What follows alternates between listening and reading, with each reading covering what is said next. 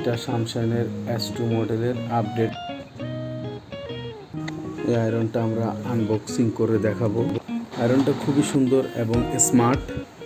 Nano jumper থেকে শুরু করে সব ধরনের জাম্পার এই আয়রন দিয়ে খুব সহজে করতে পারবেন। আয়রনটা দেখতেও খুব সুন্দর, স্মার্ট আয়রন। মোবাইলের কাজ যেমন স্মার্ট, আয়রনটাও খুব স্মার্ট।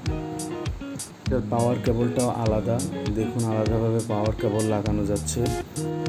এবং এই আয়রনের সাথে ফ্রি একটি বিট থাকবে, এই বিটটা ফ্রি দেওয়া হয়েছে। এই বিটটা এইভাবে করে বিটটা লাগাবেন।